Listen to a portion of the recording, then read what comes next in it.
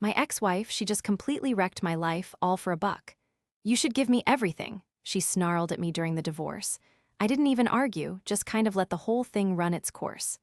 The day she thought she had it all in the bag, her lawyer called, and the news just flattened her. Looking back, I should have seen it coming. I'm 38 now, and I wrote about this secret earlier. You know, you're in love, and those red flags just look like regular flags. Rachel and I were married for 11 years before it all fell apart. We met in our mid-20s and built what I thought was a good life. No kids, thank God, because I can't imagine dealing with that now. And I truly believed we were happy.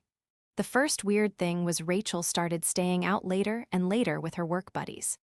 She's in marketing, which is totally different from what I do, so it was easy for her to brush off my questions. She'd say I just wouldn't get her work networking. I never really pushed it because trust was a big deal for us, or so I thought. Then, the credit card bills started rolling in. Crazy shopping sprees I knew nothing about, weekend trips costing thousands of dollars. When I finally said something, she went ballistic, said I was controlling and that she deserved nice things after all her hard work. But the real bomb dropped 8 months ago when I looked at her phone.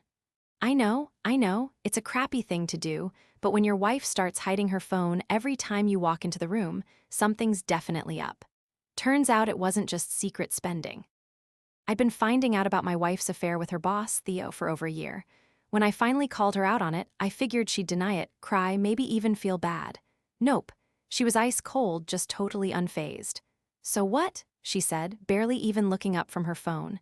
It's not like you've been exactly thrilling lately. That night, she didn't come home. The next morning, an email from her lawyer, divorce papers. And she wanted everything. Everything I'd ever worked for, she said. I was floored, but I stayed calm. No yelling, no throwing stuff, no calling her. I just quietly got in touch with a divorce lawyer the next day. Curtis, an old friend from college, and now one of the best divorce lawyers around. Meeting with Curtis was a real wake-up call. He went over her demands, and man, she was coming after everything. She's going for the jugular, Nathan, he said. Half my retirement, the house, my investments, even my car, plus alimony. It would leave me working just to pay for her life. I just felt numb. Can she actually get all that? I asked, kind of dazed. Curtis leaned back. Well, that depends, he said. How much do you know about your wife's finances? Turns out, not nearly enough. That's when Curtis told me about a plan that would change everything. Totally legal, but super smart. It meant playing the long game, acting like the defeated, passive guy she already thought I was. Months of her thinking she was winning, months of me seeming to just give in. But if it worked, trust me, Curtis said, I've seen this kind of thing before with people like you. The greediest ones, he assured me, always take the hardest fall. So I went along with the plan. That's how I ended up sitting there across from Rachel and her attack dog lawyer, Philip, acting like I was giving in to everything. I deserve everything you have, she hissed at me during one of the mediation sessions, things getting pretty nasty. After wasting the best years of my life with you. I just kept quiet, staring at the floor, playing it cool. Her smirk as she walked out said it all. She was convinced she'd won, and I let her. For the time being anyway. She had no clue I was playing the long game while she was just thinking about the short term, and she'd eventually learn exactly what that meant. Things have been moving along these past few months, but not as fast as I'd hoped. Curtis had mentioned that divorce stuff, especially when it's a mess like this, can take half a year, maybe even a year or more. Rachel's gotten even more outrageous since she thinks she's got me beat. She's been putting pictures online, Theo in my car, sipping champagne, with captions like upgrade complete and living my best life. Her sister, Alicia, even had the nerve to write a comment like, you deserve this, queen, like she's the victim here. It's insane. So last week she showed up, supposedly just to grab a couple of things. Turns out, a couple of things meant raiding our old office and cleaning it out of anything worthwhile. Like my grandpa's entire watch collection gone, it's been in the family forever. I texted her about it, and she sent back this breezy oops must have gotten mixed up with mine. Finders keepers. Then she tacked on, your lawyer said everything's getting split anyway. With a smiley face. Seriously. I called Curtis right away, trying my best not to lose it. He told me to stay calm, just keep records of everything, but absolutely no confrontation. He said that's exactly what she wants me losing my cool so she can make me look crazy. But those watches, they're irreplaceable. It wasn't even for me, you know? I was going to give them to my nephew someday. Curtis just said, "I know, it sucks, but we gotta follow the plan." He said, "Trust me, this will all bite her back." Then yesterday, I got a call from my bank. Someone had impersonated me, trying to get into my old savings account, the one I had before we even got married. Luckily, the bank's security people wouldn't give them anything without verification. I checked my account online, new passwords, and all changed them the day after those texts, and everything was fine. I told Curtis and he just grinned. "She's getting desperate," he said. "Perfect." Rachel's got no clue, you know? While she's been flaunting herself around with Theo, taking everything she can get her hands on, I've been quietly gathering evidence. I've documented every single shady deal, every asset she's grabbed too soon, every attempt to rip me off financially. And even more important, I've been working with a forensic accountant Curtis suggested. The whole time, I've been playing the part of the heartbroken, defeated ex-husband to a T. People see me around town. I look worn out, completely beat. I even let our friend Elaine hear me talking about maybe filing for bankruptcy after the divorce. Word got back to Rachel in, like, no time, just as we planned. She called, all smug and self-satisfied. "Bankruptcy? Seriously, Nathan? Shoulda made better choices, huh?" I just mumbled something about barely scraping by, and she hung up laughing. She has no idea that the bankruptcy thing is all part of the plan, and it's working even better than Curtis and I thought it would. Rachel's greed is really blinding her. The accountant's already found some seriously dodgy stuff, but he says he needs another couple of months to really dig into everything. I'll let you know when I have more. Okay, so it's been 6 months since my last update. Sorry for the delay. This whole thing has been a crazy ride.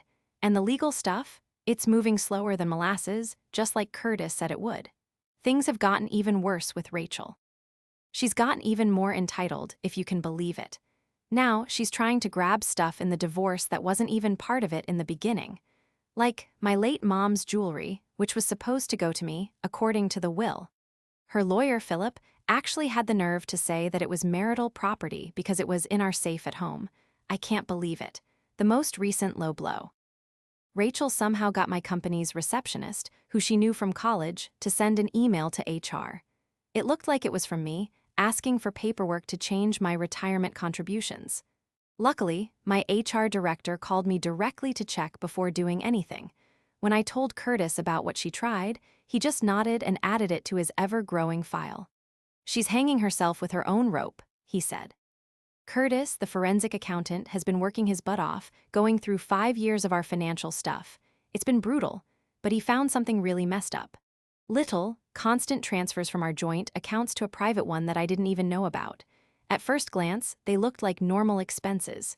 She was shopping, getting the car fixed, buying stuff for the house. But the receipts I found never matched what was taken out. The differences were small enough that I never really noticed them, usually between $50 and $200. But over time, it added up to a lot of money. Theo, her boss and now boyfriend, was at the last mediation. He was just sitting in the waiting room like some kind of guard. He even winked at me when I walked by. Later on, I caught him saying to her, "Don't sweat it, honey." He said when all this is done, they'd finally get that vacation place they'd been dreaming about. Little did they know, I'd been secretly recording all these random conversations. It's totally legal in our state for me to do that, by the way. The way they talk when they think I'm not listening, the pure arrogance in their voices, is unreal, like Curtis said. Rachel's folks got into the mix last week, too. Her dad, Howard, called me out of nowhere. He goes, "Nathan, after all Rachel did for you, supporting your career all these years, the least you could do is just make this easy on her. Give her what she wants and move on with some class." I almost burst out laughing. Supporting my career? She actively messed up a promotion 3 years ago because it would have meant moving, and that would have messed up her job. But I just bit my tongue and mumbled something vague. The hearing for the temporary money stuff is next month. With the full divorce still a ways off, Rachel thinks she's about to get her hands on a bunch of cash. She's even been looking at fancy new cars and expensive condos online, according to what she's been telling some of our mutual friends. I'll fill you in after the hearing. Update 3. 8 months later, the temporary hearing 2 months ago was just a warm-up for what went down yesterday at our official settlement meeting. So, the temporary hearing? I got less than I wanted, but enough to keep things going until the divorce was final. I was totally cocky, figured the real deal would be a total win for me. Yesterday was a whole different story. Rachel showed up looking like she'd won the lottery. Seriously, this designer outfit, perfect nails, and she even had on my mom's jewelry. That just ticked me off, but I played it cool. Theo and her sister Alicia were right behind her, practically bouncing with excitement. I even noticed her lawyer, Philip, seemed kind of freaked out. He was glued to his phone, whispering to Rachel, and she just kept brushing him off. Looking back, I bet he knew something was up but couldn't get her to listen. Before things officially started, Curtis asked to talk to the judge and Philip privately. Rachel gave me this weird look the first time I'd seen any doubt in her eyes in ages. 40 minutes later, they came back. Philip was pale as a ghost. The judge looked serious. Only Curtis kept his cool. Then the judge cleared his throat and said, "Before we start, there are some issues the court needs to address concerning your financial statements." Rachel straightened up, all fake confidence, smoothing her skirt. The judge went on, "Mr. Bennett's lawyer has given us proof that Mrs. Bennett has been hiding money this whole time. So, here's what our forensic accountant, bless his heart, had been digging up for us over the past 8 months." Rachel had this secret account, and wouldn't you know it, it held almost $287,000. She'd been swiping that money from our joint funds for ages, bit by bit, with those little transfers I told you about. She kept all the bank statements hidden and used her friend's address for any mail related to it. That money, legally, was supposed to be part of what we owned together. But get this, there was more. The judge went on, explaining that the court had found evidence suggesting that Rachel and her boss, Mr. Theodore Wells, had been playing some shady financial games, possibly messing around with their expense accounts. That's what had kept our accountant busy for so long. While he was looking into Rachel's finances, he noticed a pattern. Rachel and Theo had been filing the same expenses at work. Things like client dinners, she'd claim it, he'd claim it, and they'd pocket the money. I saw the blood drain from Rachel's face. She turned to Philip, practically spitting out something like, "Do something," but it was too late. Curtis just kept laying everything out nice and slow. Bank records, transfer statements, even Rachel's own text messages with Theo, where they'd discussed their little scheme. Plus, there were recordings of them talking about hiding the assets from the divorce. "Your Honor," Curtis said, real calm and steady, "considering Mrs. Bennett, because of Bennett seemingly hiding assets and some shady financial dealings, we're asking the court to say no to the settlement. We want Mrs. Bennett to be held responsible for lying about her finances to the court." The judge gave a serious nod. He told Mrs. Bennett that these accusations were major, with plenty of proof.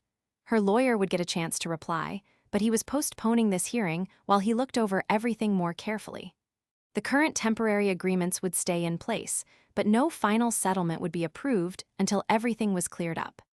Theo had already snuck out of the room, taking a phone call that just happened to come in at the perfect moment. Alicia was stunned, her mouth agape. The hearing was pushed back 6 weeks. As we walked out, I watched Rachel frantically trying to call Theo, but he wasn't picking up. 3 days later, Curtis got a completely new settlement offer from Philip. Rachel suddenly agreed to a much fairer split. No alimony. I would keep my retirement funds, and she would give back all the family keepsakes, like my grandfather's watches and my mother's jewelry. The icing on the cake? Rachel's company had started its own investigation, thanks to the information that had somehow gotten to them. She and Theo were both put on leave while they waited for the results. So, yesterday, 8 months after she filed for divorce, we finally signed those awful papers. I didn't get everything, of course. She snagged a good chunk of what we owned together. But I held on to what really mattered: my retirement, the family stuff, and my future paychecks. Walking out of the lawyer's office, she actually talked to me for the first time in ages. "I hope you're happy," she said, all icy and shaky, not her usual bossy self. "You've ruined everything." I just stared at her. "No, Rachel," I said, "you did that yourself." That night, my phone blew up. First, her dad, "You destroyed her life." "Are you satisfied?" Then Alicia, her best friend, chimed in with, "Only a small, pathetic guy would do what you did. She loved you." I didn't even bother replying. What was there to say? A couple weeks later, a friend from work told me Rachel and her boyfriend, Theo, both got fired. Turns out, they'd been cooking the books for years, even longer than their little affair. As for me, I'm selling the house. Too many memories in that place. I'm moving to a whole new city, starting over. My company has an office there, and they okayed my transfer. Sometimes winning just doesn't feel like winning. There's no fireworks, no happy ending theme song. It's just quiet. It felt so good, knowing I'd beaten them. They tried to wipe me out, to take everything I'd worked for, but I didn't let them. That's all that matters, really. And yeah, I don't feel a bit sorry for Rachel and Theo. What they did was on them, plain and simple. They brought it on themselves. The good news is I got all my grandma's stuff back. It was part of the settlement. A lot of people ask if I knew about that hidden money. Nope, the accountant found it. After months of digging, that guy really dug deep. My secret weapon? Hiring a pro. Seriously, I didn't try to get even. I just let things play out. Let their bad choices do the work for me. I just stayed ahead of the game.